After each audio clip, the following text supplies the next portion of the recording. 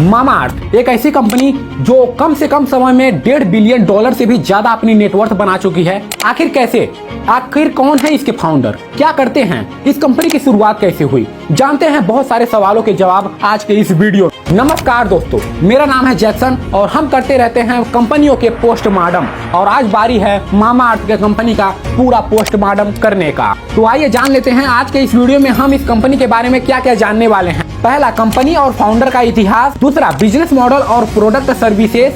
तीसरा, मार्केटिंग और ग्रोथ।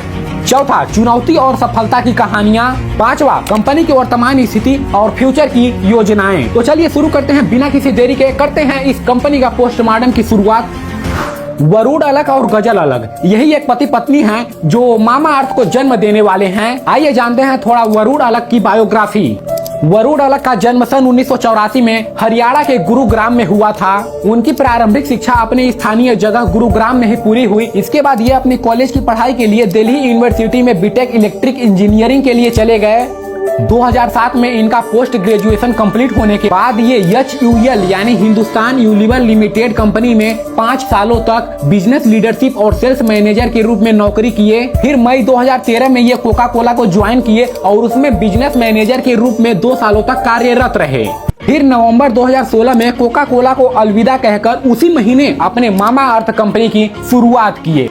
अब कहानी में थोड़ा पीछे चलते हैं और जानते हैं इस कंपनी की शुरुआत कैसे हुई, क्या कारण रहे, और इनकी थोड़ी प्रेम कहानी पर चर्चा करते हैं। गजल अलग, जो कि अभी वरुण अलग की पत्नी हैं, इनके रिश्तेदारों का घर वरुण अलग के पड़ोसी में था। जब गजल अलग अपने रिश्तेदारों के घर आती तो वरुण अलग अपने बालकनी से उन्हें झांका करते थे। इन दोनों के बीच नजर मिलते रहते थे। फिर ये एक दूसरे को 2-3 साल तक डेट करने के बाद सन 2011 में अपने आप को शादी के बंधन में बांध लिए और फिर सन 2014 में इनका एक बच्चा हुआ जिसका नाम अगस्त्य रखा गया। लेकिन फिर कुछ महीनों बाद अगस्त्य को अग्जमा नामक स्क्रीन प्रॉब्लम बीमारी हो गई, जिसमें स्क्रीन में जलन और ड्राई जैसी समस्याएं उत्पन्न होती हैं। फिर इस बीमारी की इलाज के लिए ये दोनों पति पत्नी इंटरनेट पर बेबी प्रोडक्ट ढूंढने लगते हैं।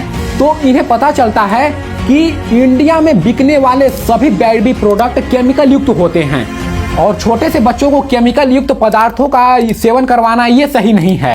फिर तब ये बहुत ज्यादा निराश हुए और इसी निराशा के साथ हुआ अमेरिका से प्रोडक्ट मंगाने लगे, लेकिन ये बहुत ज्यादा महंगा पड़ता था। तभी इनका ध्यान भारत के उन सभी छोटे बच्चों पर जाता है जो बीमारियों में इन केमिकल युक्त प्रोडक्ट का इस्तेमाल कर रहे हैं, जो बीमारी को कम करने के बजाय और ज्यादा बढ़ा दे रहा है। तभी ये विदाउट केमिकल युक्त बेबी प्रोडक्ट बनाने का निर्णय लेते हैं और यही निर्णय आज इन्हें यहाँ तक पहुँचा दिया है। तो आइए जानते हैं, हमारा पहला कंप्लीट हो गया। अब चलते हैं दूसरा, इनका बिजनेस मॉडल और प्रोडक्ट सर्विसेज। बिजनेस मॉडल पहला, D2C यानी डायरेक्ट टू कंज्यूमर। मामाअर्थ अपने प्रोडक्ट को बिना किसी बिचौलियों के माध्यम से सीधा कंज्यूमर तक पहुंचाते हैं, जिससे इन्हें फायदा भी होता है।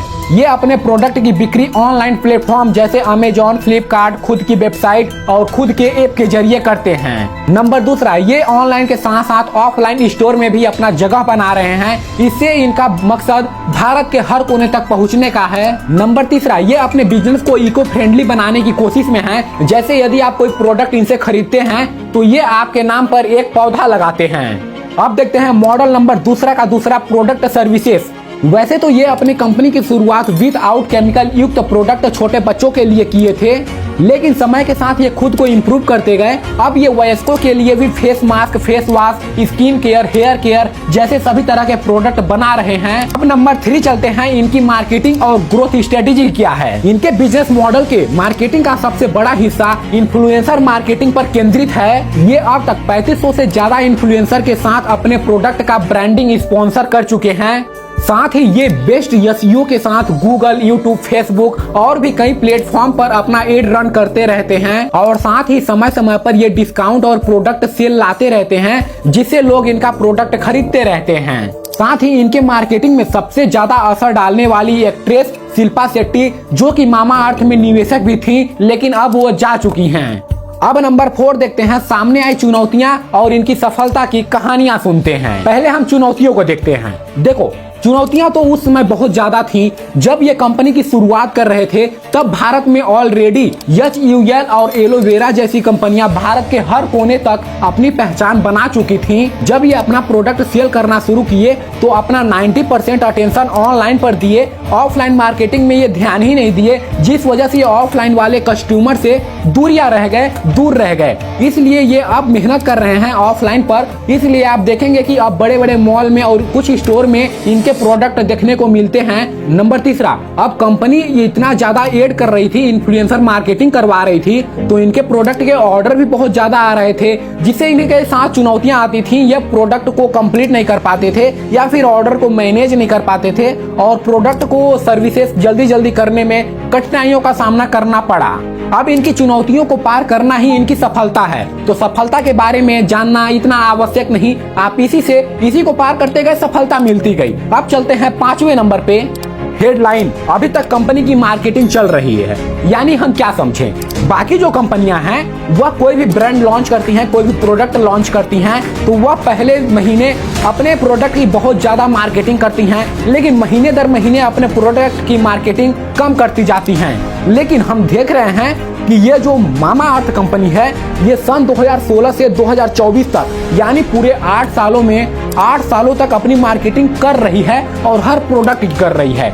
यानी इससे हम ये जानते हैं कि रिटर्निंग कस्टमर इनके पास नहीं आ रहे हैं। ये जब तक अपना सेल और जब तक अपना ये मार्केटिंग कर रहे हैं तब तक लोग आ रहे हैं इनका प्रोडक्ट खरीदने, और जब ये अपना मार्केटिंग करना बंद कर दें तो इनका प्रोडक्ट सेल होना भी बंद हो जाएगा।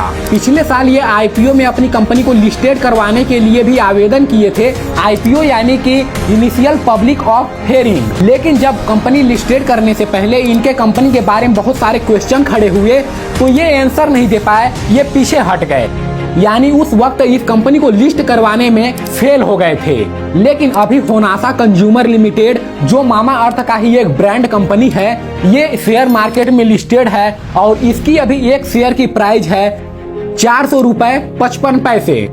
अभी हाल ही में मामा अर्थ द्वारा डेर्मा को नामक एक स्किन केयर प्रोडक्ट लॉन्च किया गया था जो मार्केट में बहुत ज्यादा चला और इसी कारण से इस कंपनी को एक साल के अंदर 500 करोड़ से भी ज्यादा आय अर्जित हुआ और इस वजह से इसके शेयर के प्राइस में 4% की बढ़ोतरी भी हुई है। मैं उम्मीद करता हूं और कामना करता हूं कि ये कंपनी फ्यूचर में बहुत ज्यादा ग्रो करे। हालांकि ये अभी मार्केटिंग के ऊपर जी रही है, लेकिन उम्मीद करता हूं कि ये आगे चलकर एक अपनी पहचान बना पाएगी, अपनी एक ब्रांडिंग और अपना एक ट्रस्ट बना पाएगी कस्टमर के दिल में।